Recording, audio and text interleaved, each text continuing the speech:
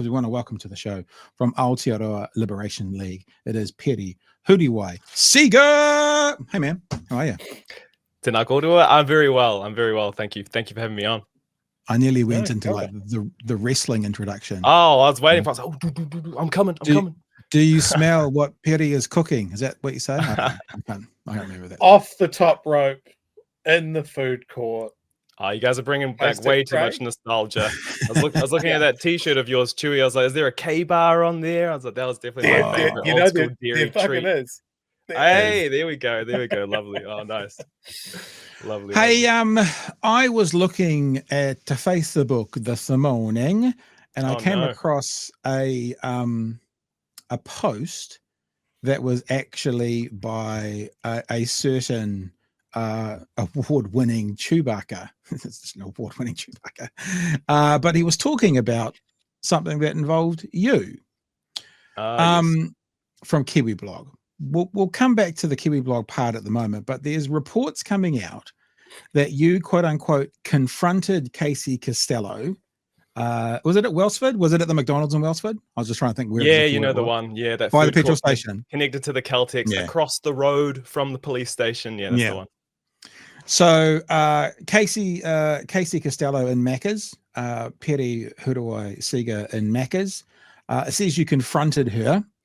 And there's a couple of storylines coming out as well. One is that for a former Te Pāti Māori candidate, this shouldn't be happening.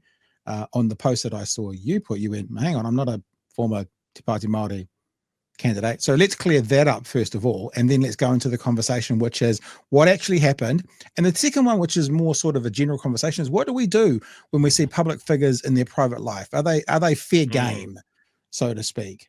So first of all, Te Pāti Māori. Connection to Te Pāti Māori officially candidate. What is all that, and where's it all come from? It might be a bit confusing because we complained about the title. So they've already changed the title. So previously it just said Te Pāti Māori candidate. But I contacted the journalists and said, hey, please, can you put former? Because I did run in the 2023 election as a candidate for Te Pāti Māori. And so, it's one of those things, can anyone actually decouple from a party once they have sat as a candidate? Who knows? I'm not really too sure. I'm very interested to see how Eru Kapakingi, the son of Maria Mino Kapakingi, because he said that he's not running. He's just going to be leading the Toi Tū Te Tiriti movement. I'm not currently a candidate. There have been no communications to be a current candidate for the election. I'm not looking to be a candidate. And I just think it's really lazy journalism. It's just so obvious that they want to smear Te Pāti Māori because it gets clicks, So any opportunity that they can to draw that association, they're going to do it.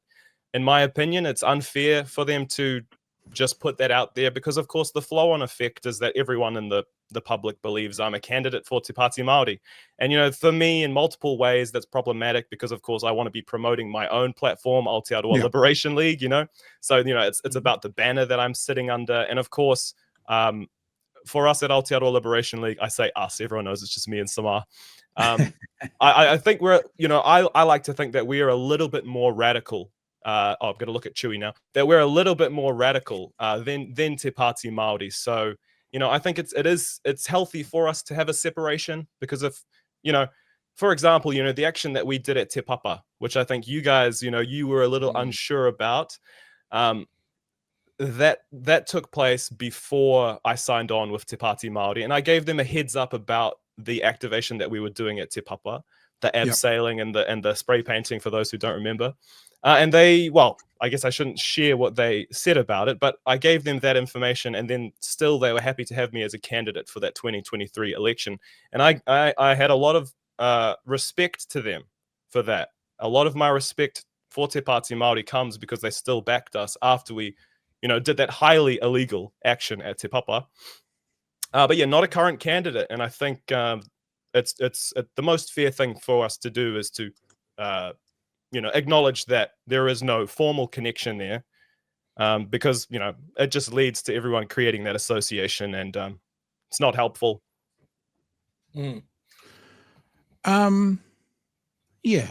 I'm intrigued as well. Okay, so it's not the case, never the case. I kind of feel like you're part of the Catholic family. Like I grew up in the Catholic Church, and no matter what happens, I still get, you're a Catholic, eh? It's like you can't.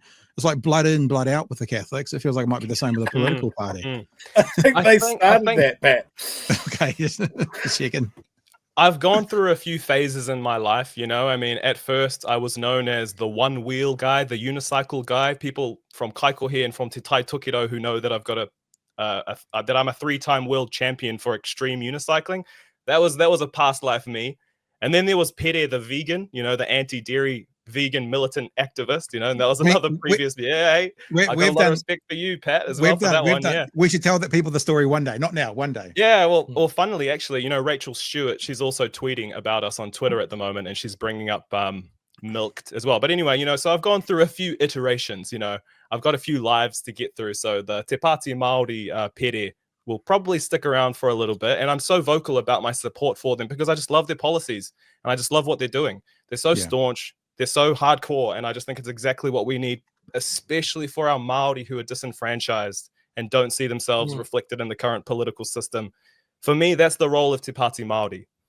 I would love to see them go mainstream and get that kind of momentum, but I think there's a particular lane for them and a particular purpose for them, and I think they're doing it fantastically at the moment, and I have a lot of passion for that. So I'm definitely going to keep supporting them. Even though I'm trying to distance myself from them, I'm still going to wear their merch. I'm still going to promote them. But I have no formal connection with them. And I think that's a funny thing for people. They can't conceptualize why someone would support something like that and not have some type of financial connection to it. But, you know, I'm an activist. I openly call myself an activist. People are going to keep brushing me with it. And I think that's just something I'm going to have to work through. And that's all good. So, I'm intrigued as well. I don't want to talk about the Hone Harawira thing now, but Hone Harawira, who once talked about white motherfuckers, seems to be a bit more precious today about activism today, about what's been going on. I've been in interviews with Hone where I've said, you know, and he says, I'm not, you can say it. And I said, you know, how you call people white motherfuckers? And he's like, he took it in good stride, but well, I mean, I can ask that. Let's first of all just go what happened. Tell us what happened because we're getting mixed messages. So you're at Wellsford, across from the cop shop. There's also a public toilet right next to the cop shop there. At the Macca's beside the petrol station. And what happened? Tell us the experience. Oh, you know, just coming back from Tamaki, had some things to attend to there, and Samah was on a panel there doing a discussion with a bunch of people advocating for social justice, and we're just on our way home.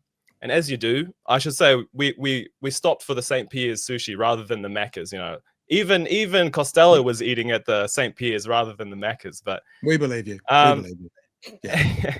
As an activist, you could never get caught in McDonald's. You know, that capitalist corporate shit. You can't do that. I was there protesting. Definitely sushi. Yeah. But yeah, you know, came across. You know, I actually saw her out of my peripheral vision. I was like, was that Casey Costello? And you know, she was in her white suit, you know, with the puffy hair and the dark eyeshadow. And just turned around. I was like, goodness, that is Casey Costello.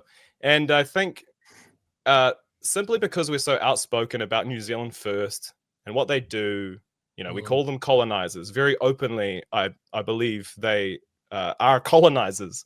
And I just thought it's a bit ridiculous if I'm not going to confront her kanohi ki te kanohi, saying all of this stuff essentially behind her back. I didn't have my phone on me, which, you know, it's a naive thing to do, you know, and reflecting on the whole situation, I understand that. It was a naive thing for me to involve myself without having my phone to be able to capture everything so that the full context could be captured and nothing could be misconstrued. But yeah, so I saw her there. And essentially, I gave it to her, you know, which is the phrase that people are getting upset at. And I think, you know, for me, it's simple. When you're pushing divisive policies, and she's not just a member of New Zealand First, she's a founding member of Hobson's Pledge. And, you know, and to this day, they're supporting the Treaty Principles Bill, which I think we can all agree has been the most divisive bill in recent political history. And Hobson's Pledge is still supporting it to this day. So there's division across the board, not just from her as a MP, but also just in other aspects that she's a part of. And so first thing that I brought up with her was the smoke-free legislation, the rolling back of our targets to reduce the smoking population to 5%, which is like would have been amazing, would have saved lives. And they've decided to roll that back. And Casey Costello had a huge part to play in that. It's quite clear that she's been, lobbied by the tobacco lobbyists. The sources of her information that she used to justify those rollbacks, where did those sources come from? I'm pretty sure it's still a mystery to this day, but it's safe to say that it's not from a health expert. In fact, the health experts came out against what they were trying to do. And just more context, I think, because I often leave this context out, because for me, I don't feel the need to give it, but I should, because I think maybe I've failed in this regard. That she wasn't alone. She had with her a man. I think he was either a bodyguard or some type of figure, and he stood behind me, and I couldn't see what he was doing, but he was behind me while I was engaging with Costello. And yeah, I just started talking to her. She started talking about vaping. Vaping, and I talked to her about, we've got about 4 vape shops in Kaiko here, and they're just terrible. They're a bit of a magnet for, things like ram raids and, of course, the products that we're promoting to our people, of course, simple things like that. So I hate vaping products. And I think the evidence is showing that, vaping is, maybe not as bad, but there are, of course, extreme issues with it as well. Anyway, she figured that I wasn't sympathetic to her arguments, and so she said, hey buddy, just move on, we're not going to agree.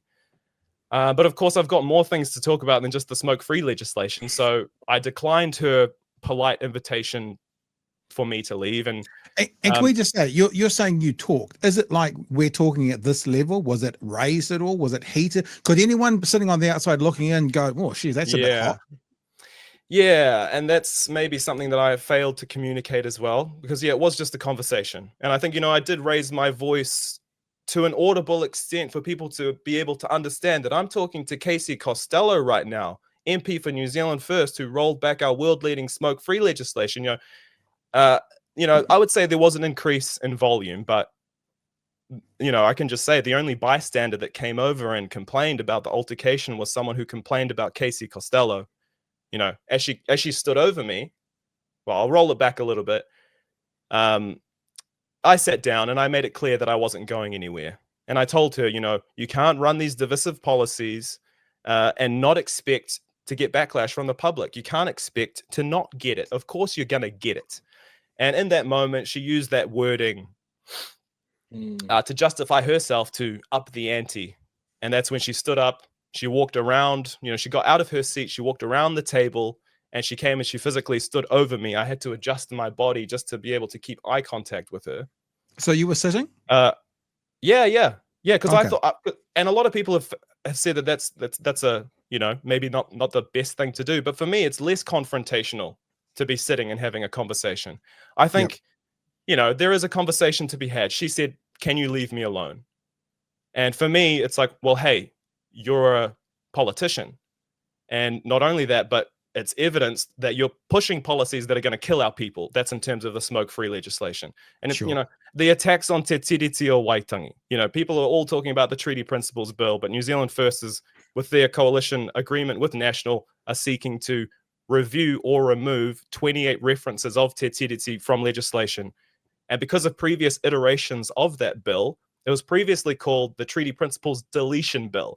So we know it's not about reviewing it. It's just a full-scale attempt to remove these references from Te Tiriti.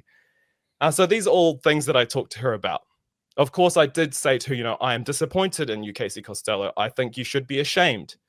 Phrases such as that. But nothing too personal.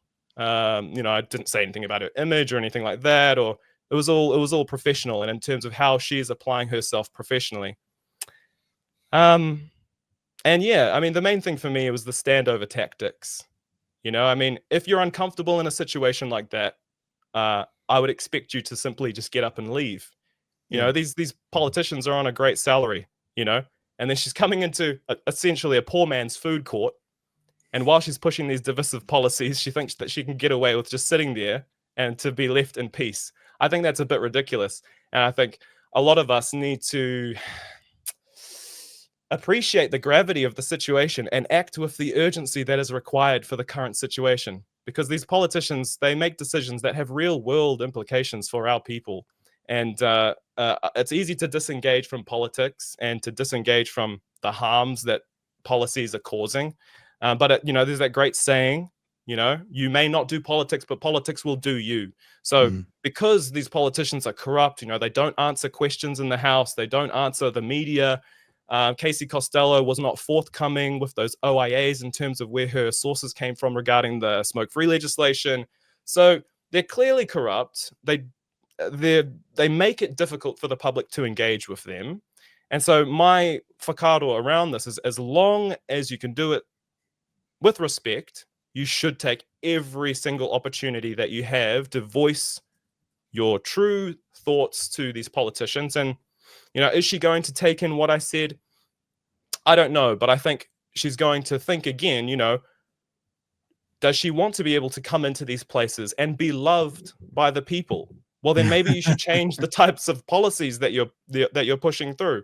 So, I think people need to understand that she is a nefarious agent in our political system. She's come from an anti-Māori hate group, lobby group, Hobson's Pledge, and then been elevated to number 3 on New Zealand First's list. She's jumped so many other members to be there. So for me, she's clearly just a lobbied shill, and she needs to be called out like many other politicians do. And yeah, I'd do it again in a heartbeat, but I think the thing that I might do differently is the way that I worded things in the post that we made. I might have worded a few things differently, but do it again in a heartbeat, and I encourage more to do it as well. But hand on heart, someone looking from the outside and wouldn't have thought big shouty argument, wouldn't have thought male. I've seen the word bullying in some of the thing, female, none of those kinds of things. So if that is the case, and by the way, she wasn't necessarily, this is just for you from the chat, she wasn't necessarily in a poor man's food market, because if it's eating sushi, that's pretty woke. Remember, sushi's woke food. Oh yeah. So, Maybe it's only woke. Kids get it. And then of course, the expensive sushi place was across the road. She could have gone there. Come on. Daniel also wants to know if St. Pierre sells cigarettes now. That might have been why she was there, but that's another thought. Okay, so you're basically telling us that you had an interaction with an MP that was, as far as you know, respectful. Might have been confrontational, but that's okay. There's a few disagreements, but there was really nothing to it, and it's blown up into a big story. And as I said earlier, one of the parts of this big story I'm intrigued with is Hone Harawira's his response to it. So and in this article, it references Shane Jones's wife getting assaulted, abused at the airport. And then Hone is quoted as saying, "I'm not the biggest fan of Casey Costello, but I don't like you pushing yourself into a woman's space. And I don't like you telling her she's, quote, gonna get it," Harawira said. Pat yourself on the back if you think that makes you a big man, but don't try that on me or my wife, Harawira wrote. As I said, this is the guy who was the activist of all activists back in the day. Not worried too much about the language and stuff, but he's implying that you were maybe a bit more forceful physically than what you've said us. What are your thoughts around that?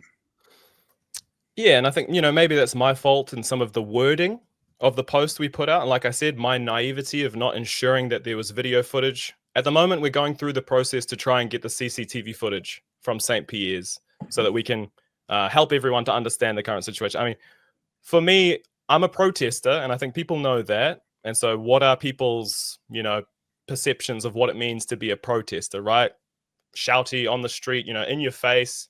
But I understand, we have to do things strategically. And I think maybe people are thinking that I've just gone in there full guns blazing. Yeah. And so, could have worded things a little bit different in the post that we made. But for me, I don't feel the need to overcompensate in that area. And I know that a lot of people trust that I would have handled it with grace, with mana, with dignity and respect. And that's always how I try to carry myself in those situations. But of course, I was not anticipating this really quite interesting split of opinions. I was not anticipating it at all. And so if I had anticipated it, there are things in the wording of the original post that we did that I could have changed. But, you know, we're just so truthful. We tried to portray the whole situation. I could have left out the quote of me saying, "You're going to get it." You know what I mean? I didn't need to add that into our write-up of what was going on. Because, you know, with people like Hone, for example, I think, and I have a lot of respect for Hone, I'll first say. A lot of respect for Hone. But I will say, you know, we come from a different generation. Domestic violence, and this is a heavy co-pop, but domestic violence has been a huge thing that our people have been attempting to work through. All of us, you know, domestic violence is a huge thing, and I think a lot of us have failed to speak up against not only domestic violence, but the desecration of the feminine, and that's applied to the taiao and to how we treat animals as well. It's applied to everything. And the lack of us speaking up about this desecration of the feminine, I think a lot of us now are starting to, maybe, this might not be the right word, but overcompensate a little bit. And are putting her identity as a wahine over the fact that she's an elected official that should be held to account by the public. So again, you know, lots of respect for Hone. But as well, you know, he himself has a bit of a dark history that I know he's wanting to atone for, and he's very remorseful about. And you know, he of course uses very strong language. You know, he's the guy that says, you know, if we disagree, we'll send the boys around and give them a hiding. You know, but of course, I think because of everything that's happened with our wahine and the desecration of their tapu and of their sacred, a lot of our men, a lot of our older tane are now in a space where they will not go above and beyond to speak up for our wahine, but there's some inconsistencies there. But you're talking about the pendulum swing. Like when it's up one side, then it kind of swings all the way back the other side. You use the word overcompensation before it typically rests in the place down the middle, which is, I don't know, the norm, how, you know, the norm, the balanced part of the situation. Yeah, that's right. Yeah. And you know, I think it's expected. And so I think he's entitled to his opinion, but as well, he wasn't there. He didn't see what happened. And I think it's just, you know, it's a thing inside of him that he feels he needs to speak up for, but he hasn't got the whole picture. So respect his opinion, but respectfully disagree as well. I want to have a look at one more aspect of this, which is to do with, you know, speaking to public figures in their private time. I don't know what you call it. Chewie, though, but before we move into that part, is there anything you want to add in or ask? Yeah, I've got a couple of thoughts on this. And I guess I think I see some people's discomfort with how this has been reported and the interaction as it's described and that sort of thing. I find the timing really interesting when last week we were talking about the Otago University's report into how the public were interacting with female MPs and the sort of threats that they were getting. I think we want to be really clear here that we can tell the difference between a robust discussion and anonymous threats of rape and murder.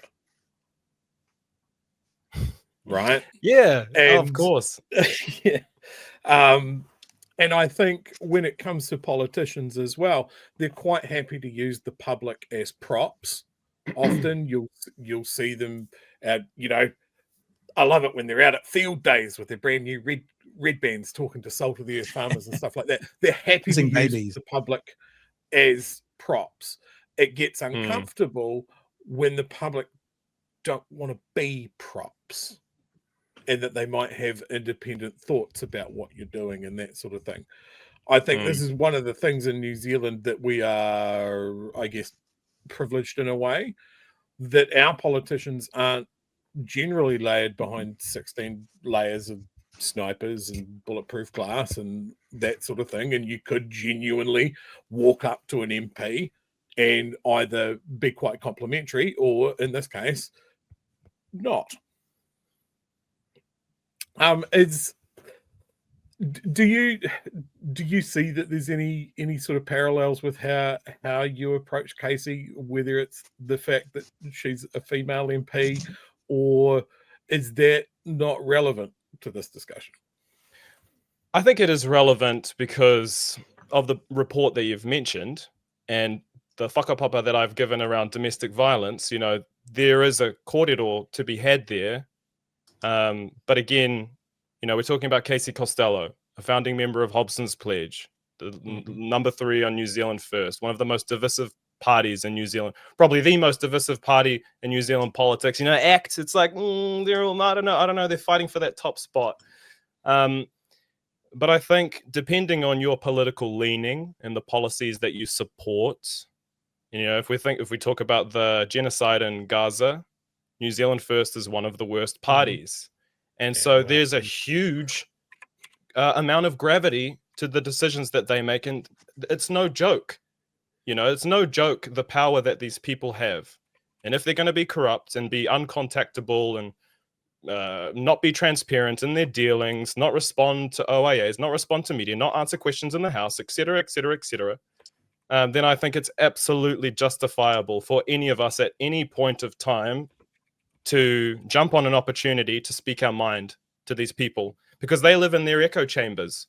I don't know what it's really like to exist as one of these types of MPs, but I don't think they often hear the true hearts of the people. And so I think any chance we get, we do really need to do that. I want to get to another part of the conversation. One, as we kind of said, I think before we came on, which is sort of hilarious, because Kiwi Blog is a place that wrote about this. The headline was, "Imagine if he did this to a left-wing MP." I mean, how many stories do we know about? I mean, I don't actually want to say it, but Jacinda Ardern being in Coromandel in a dairy and being called the worst possible names too. It's like, David Farrar, what are you talking about? James Shaw being assaulted. Yeah. What are you talking about? But also on that, this is the post you put up. Aaron Hawkins, who is the former mayor of Dunedin, Green Party member, says this, and this is what I'd love to get everyone's feedback on. Yeah, don't know how I feel about this. I don't think our elected representatives owe us their availability and attention 24/7, regardless of whether we may personally agree with them or not. On the other hand, new MPs need the support of their parties to develop ways of managing these situations. I was a slow learner in that regard, which is how my whole family had to listen to a woman rant about roadside vegetation when we were out playing mini golf. So, I mean, I guess these are people we employ. So it's a bit different from like an All Black or or Lord or those kinds of people who are in the public eye. These are our employees. What do we think about, they're off the clock. They're not at work and giving them space versus, well, you're making decisions impacting my life 24/7.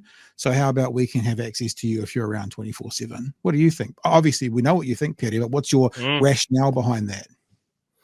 Oh, I think you summed it up pretty well. And, if we look at that article from David Farrar, let's just stick to the reality, show me a policy from a left wing party like Te Pāti Māori or the Greens that is responsible for increasing deaths in Aotearoa. That doesn't exist. So the implications of the political decisions that are made by parties like New Zealand First, I don't put them in the same tier in terms of respectability. I don't have respect for members of New Zealand First when they're not going to speak out against genocide. Worse than that, instead, they're going to support a bill that is specifically designed to block the Green Party's bill to sanction Israel for war crimes. So I understand to a degree what Aaron is saying, and he's probably received people coming up to him for various things, and I'm sure it's been a difficult time for him, and so I can see why potentially he'd be wanting to discourage this kind of thing. But I would not put Casey Costello in the same tier as other public servants. I just think there's a difference there that we need to acknowledge does warrant different behavior from the public in terms of how we interact with them. I think there is a conflating here on the right of, hey, you guys are saying that people are getting death threats and rape threats, and you're saying that that's not acceptable, and then they're conflating this with anybody approaching any MP about stuff. Like I know personally in Aaron's experience as a Green mayor of Dunedin, there was a segment of our community down here that were venomous towards him. And he might be talking about that mini golf experience, but I also know that he people knew his home address and that sort of thing, and that was a real concern. And he's spoken about that quite publicly as well. I think there is a line that some people like. I would love to go hammer and tongs on some politicians. In fact, I might have made Lutz and flinch once. That's one of my favorite moments. And I tried to stop Simeon Brown car leave the Dunedin Hospital area earlier this year. But I think it's that whole thing of like, you don't involve people's children. You wouldn't do it while someone's family's around or something like that.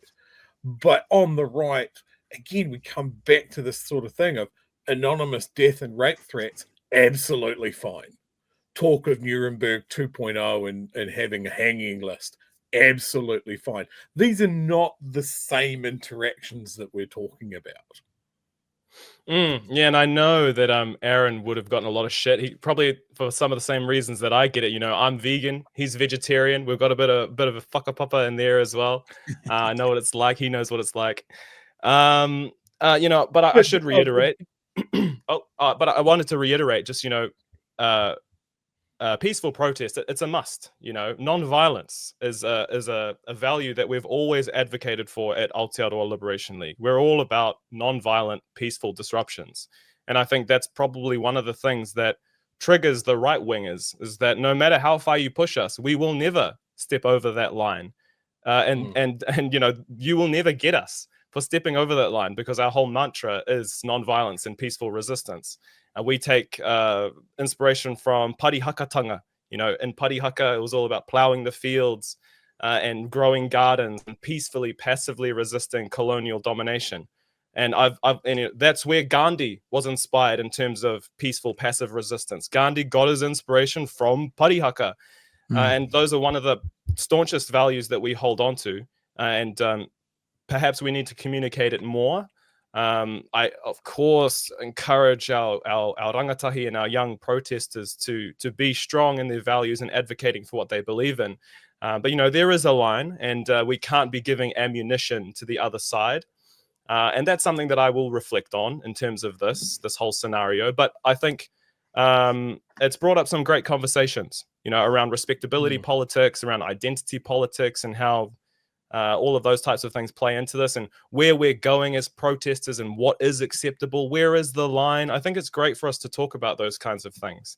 And yes, if Casey was with her tamariki, absolutely, that is a line for me. Absolutely. Eating at a food court, no, it doesn't cross the line for me. You know, she's more than welcome to get up and remove herself and go elsewhere. You know, she's a well-paid politician. You know, I have to sit down in that food court and look at her face losing my appetite, you know. So no, I don't think that's crossing the line. But there is a line, and as long as we keep it respectful, as long as we keep it non-violent, based in aroha, tika, manakitanga, and pono, then you can never lose. So obvious last question. The exact same scenario happens the next time you're driving through Wellsford. Do you, other than having your cell phone with you, do you approach the conversation in exactly the same way? Yeah, absolutely. I think it's just been the framing of things, the lack of having that video evidence from the beginning, people having that understanding potentially that I am a protester. Well, that's where the smear comes in with Te Pāti Māori, right? Because there is that understanding that Te Pāti Māori is, savages, you know, they're unhinged, you know, they've tried to create that smear and tar us like that for a really long time. So perhaps I would be more strategic in how I would word things, but the hope would be that things were captured on video. But I mean, we can't always just rely on video, you know. I don't want that limitation for people. We should be speaking our minds regardless. You know, and for me, I felt actually really conflicted when I saw Casey, because I thought to myself, damn, don't have my phone on me. So then again, you know, what's the point, right? You kind of have that feeling when if it's not going to be on video, it never happened, but I thought that's ridiculous. That's silly. We do need to speak our minds. We need to speak our hearts, and we can't let the idea of, it's not going to be captured for a piece of content get in the way of us confronting our elected officials. So. And just to wrap up, just to reiterate what Chewie was saying about, does this happen on the left, doesn't happen on the right? This was just last week, wasn't it? Research finds rape threats against female MPs common. And one of the examples is Labour, so people don't know that's on the left. MP Ingrid Leary says the threats and abuse are commonplace. So for old mate to say, imagine if this was happening to a left-wing MP, it's like, dude. It's so clueless. That's what just stunned me. They have a particular demographic that they speak to, and they need to keep reiterating their lies so that their side of the fence can believe in it. And if no one's saying it, then there's never a chance for them to believe their lies. So they just got to keep reiterating it. Pere, thanks for joining us tonight. Thank you to Samar, who I think is with you, because I can see ALL comments coming up in the chat. It's like this is the Inception version of it. There's chat going on from you guys, and you're here at the same time. Not sure I'm doing my toes. No, I mean, this was one of those rare occasions that me and my wife were not by each other's side, which is hilarious. That something would happen because we're often just attached at the hip. So, but yeah, if I could just give a little plug for our stream. We try to do a stream every Friday, 6 p.m. So everyone that's here, if you like this type of kōrero, come and hang out with us for a Friday evening. We're currently going through storms here in Te Tai Tokiro, and we're running on a generator at the moment. I had to fire up the generator just to be here tonight. So who knows if we'll be there, but we do always try to be there 6 p.m. Friday. If people want to come support us, we'd really appreciate it. Where do you stream so people know? Oh, just on YouTube. Because we have low internet, we'd love to stream everywhere. Maybe if we get more, you guys do Patreons, we do Ko-fi. If more people were to support us, then we might be able to increase our bandwidth and stream everywhere. But at the moment, we're just on YouTube, 6 p.m. I'm just looking up on the, there we go. So we can show people where they should be going. Aotearoa Liberation League, Facebook.com. And it's just Aotearoa Liberation League, and you'll find all the lives sitting in the lives, and there we all are. Beautiful. All right, dude. Hey, be safe up there. I've heard the worst of the weather's gone through. Really appreciate you making this happen, because I know you had to figure out technology even more so tonight. But very much enjoyed the conversation, and just a huge thanks and much love from all of us. Yeah, no, thank you. Love you guys, hustle. And yeah, someone in the comments said 6 p.m. to 9 p.m. Yeah, sometimes we go far too long, but if you enjoy that kind of thing, no mai haramai. And yeah, thank you again, Pat, Chewie, everyone in the comments section watching along, the BHN community. Mihi atu kia koutou. Thanks for having me.